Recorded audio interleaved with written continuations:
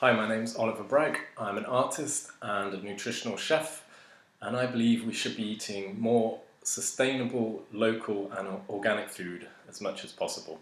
This includes growing as much as we can, as well as foraging. Basically foods for a better future, which is the theme of this short workshop.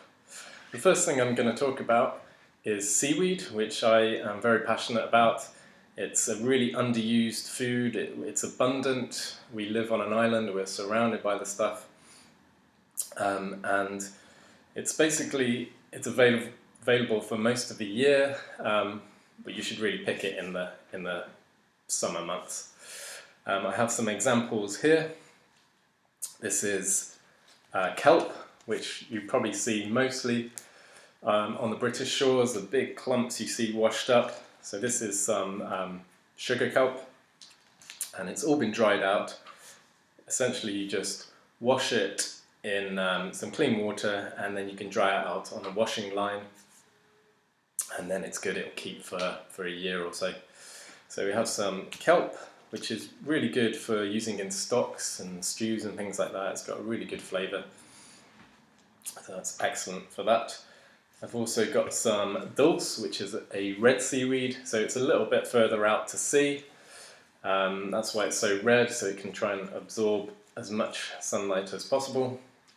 And this is probably one of the most nutritional seaweeds you're likely to find. It's my favourite thing to do with it is to just fry it in a little bit of oil, and it crisps up just like smoky bacon. It's incredible. Here's a short video on how to do that.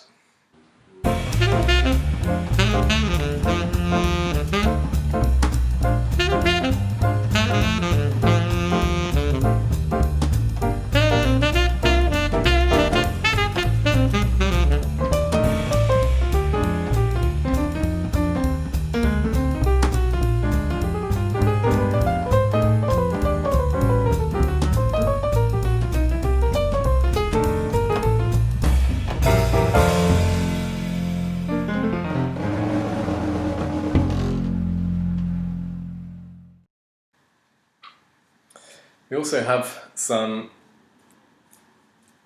seagrass here, which is, you see little tufts, little sprigs quite close to the shore. That's seagrass, and this stuff is amazing. If you, again, fry it in a little bit of oil, a little bit of salt, a little bit of sugar, and you've got that crispy seaweed, which is a Chinese delicacy. It's lovely stuff, amazing flavour. Great stuff. Also got some sea spaghetti here. So these are really long throngs you see out in the sea that can grow meters and meters long. These have been chopped up into little pieces here though. Also called sea fong. Super nutritious again, and it's excellent in pasta dishes, either as a substitute for pasta or cook it with your pasta. So here's a little video on how to do that.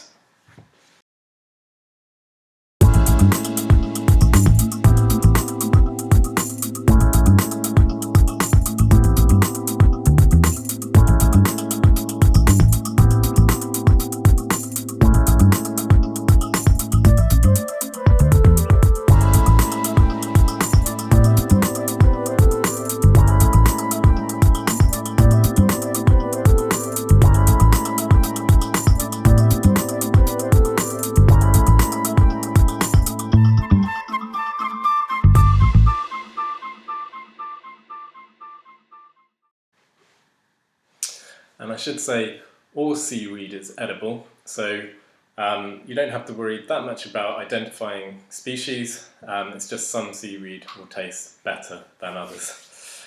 I also wanted to talk a little bit about lava, also known as nori to the Japanese, which again is abundant in this country.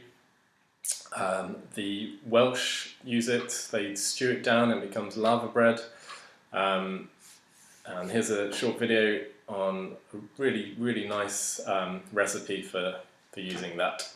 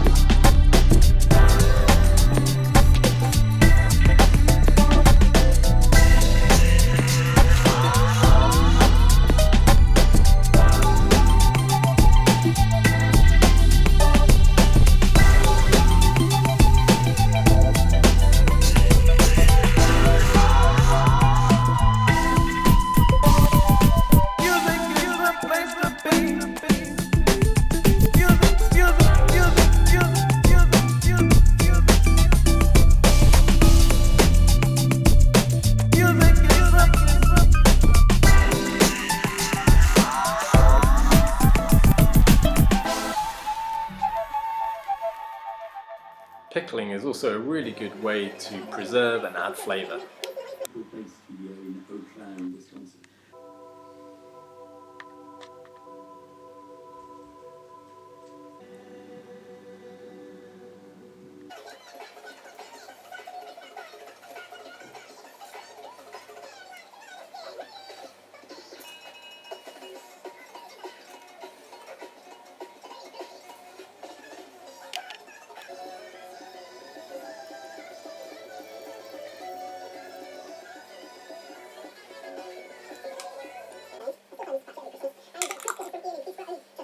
So the other thing I'd say about seaweed is, if you are foraging, only take what you need. Just take a pair of scissors or a knife and trim off what you need. Never uproot it, because it still needs to spawn when it comes to the right season.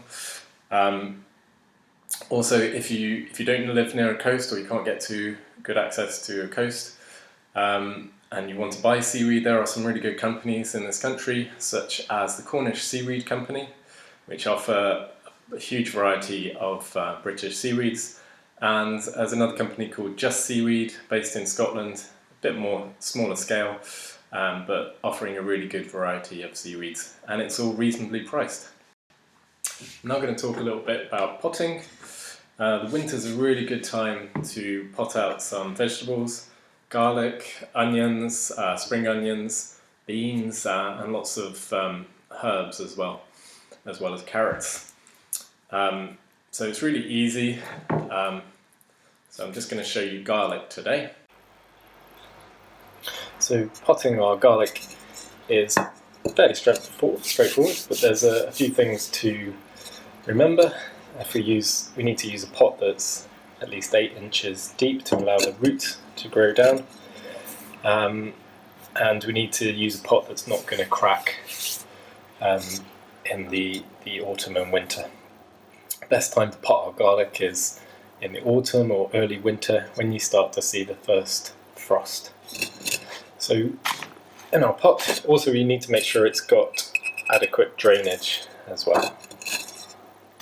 So I've got a mix of 3 to 4 parts fine potting compost and regular compost, and I'm just going to pop that into my pot so that it's nearly to the top, but leaving a space at the top like so. There we go. And then with my garlic, I've just broken them into the cloves, and with the pointy side up, I'm just going to push them down so that they're about 2 to 3 inches down, and then space them out so that they're about 3 inches apart.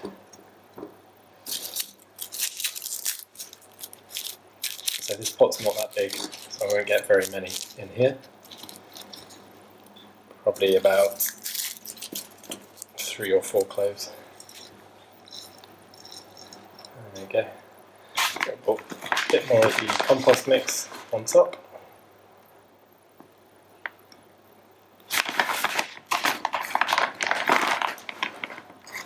Then we give that a really good water, and you can even put some straw at the top or some dried leaves, and that will help protect it through the winter.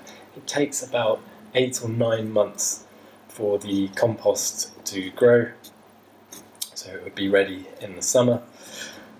When you see the shoots starting to turn yellow, then your garlic's usually ready. There we go.